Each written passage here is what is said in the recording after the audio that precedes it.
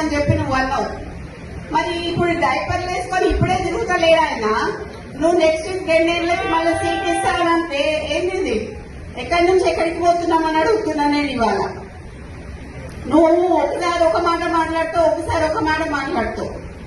నువ్వు కొన్న మురళికి ఎందుకు రాజకీయంగా ఆయన తోకదలుచుకున్నావు? బీసీలను తోకదలుచుకున్నావా? సరే, నేను అనుకున్నా లాస్ట్ టైం మాట్లాడినట్టు రెడ్ల కాంగ్రెస్ అనుకున్నా. అక్కడేమో సంగారెడ్డికి పోయినప్పుడు నిన్న అక్కడ జగ్గారెడ్డి గారికి ఏమో అధిష్టానం చెప్తుంది అని చెప్పిండు. ఇక్కడికి వచ్చేమో రేవంత్ ప్రకాష్ రెడ్డి టికెట్ ఆయన్నే ఇచ్చినట్టు చెప్తాడు. ఇక మరి 119 నియోజకవర్గాలకు కూడా నువ్వే ఇయరాది అయిపోతుంది. ఈ రోజు రేవంత్ రెడ్డి గారిని నేను కొన్ని ప్రశ్నలు ఏదలుచుకున్నాను. దాంట్లో భాగంగా మీరు మొదట పిసిసి కావాలని కోరుకున్నది కొండా సురేఖ, కొండా మురళీధరరావు గారు. ఆ రోజు వారు మాట్లాడుతూ కొండా మురళీ గారి ఆదేశాల మేరకి కొండా సురేఖ గారు పిసిసి రేవంత్ రెడ్డి గారిని ప్రపోజ్ చేయడం జరిగింది.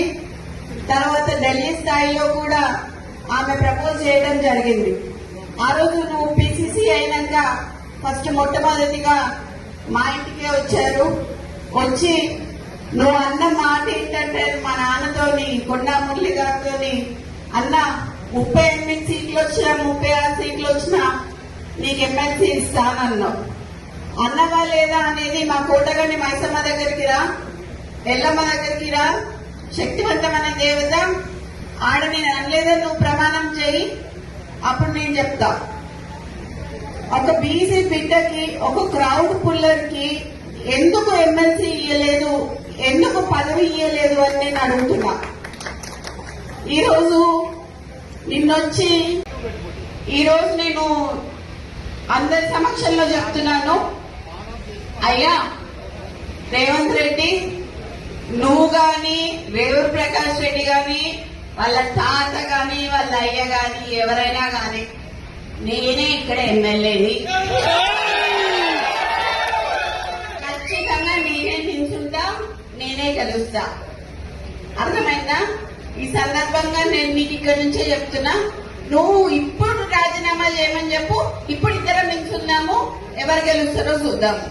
నా ఇలాకాకు వచ్చి, కొండా ఇలాకాకు వచ్చి రేవంత్ ప్రకాష్ రెడ్డిని మళ్ళీ గెలిపించమని చెప్పడంలో మీ ఆంతర్యం ఏంటిది అని అడుగుతున్నా నేను ఇవాళ.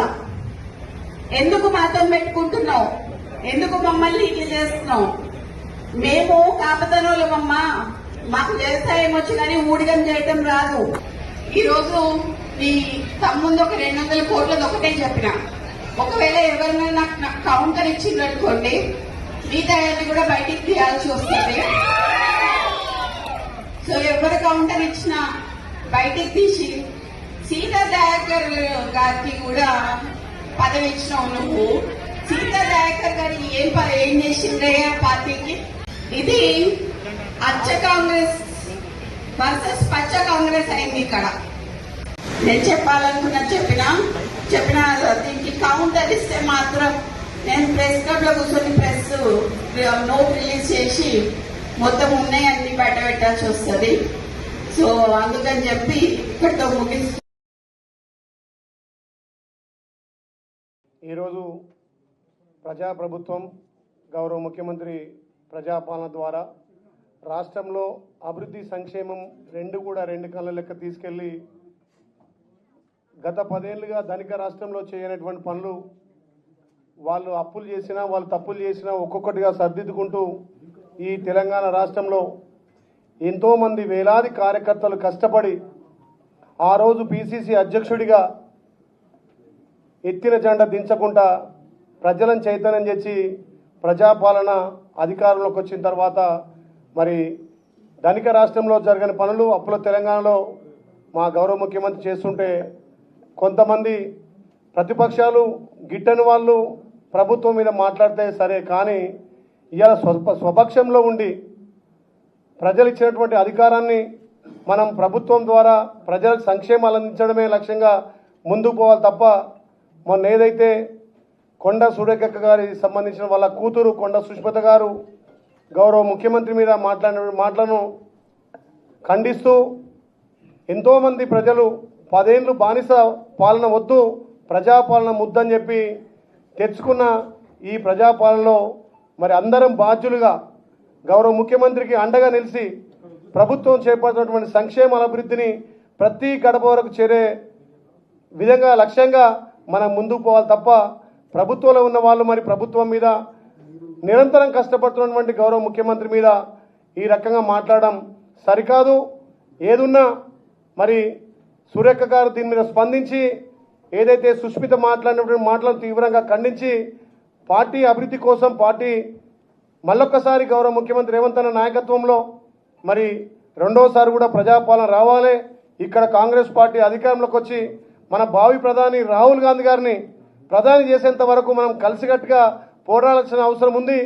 మరి మన అభివృద్ధి చూసి మన సంక్షేమం చూసి ప్రతిపక్షాలు ఇలా జీర్ణించుకోలేకపోతున్నాయి. కొండ సురేఖ గారు క్రమశిక్షణ సంఘం ఇచ్చినటువంటి నోటీసుకు షోకాజుకు సమాధానం ఇస్తూ నాకు సంబంధం లేదన్న. నీకు సంబంధం లేదన్నప్పుడు నీ బిడ్డ మాట్లాడిన మాటల్ని ఎందుకు ఖండించలేదు? ఎందుకు నువ్వు క్యాబినెట్ మినిస్టర్గా, క్యాబినెట్ మంత్రిగా, కలెక్టర్గా, క్యాబినెట్లో ముఖ్యమంత్రితో కలెక్టర్గా పనిచేస్తున్నటువంటి వ్యక్తులుగా ఖండించవలసినటువంటి బాధ్యత నీ పైన ఉన్నదా లేదా అని చెప్పేసి ఈ సందర్భంగా మేము అడుగుతాం. మీరు చేస్తున్నటువంటి తప్పుల్ని, మీరు అనుసరిస్తున్నటువంటి తప్పులకు, మీరు మాట్లాడుతున్నటువంటి తప్పుడు భాషకు ప్రభుత్వం, ముఖ్యమంత్రి మూల్యం చెల్లిస్తుండ్రు. కానీ మీరు మాత్రం ఆ పదవిలో ఎంజాయ్ చేస్తూ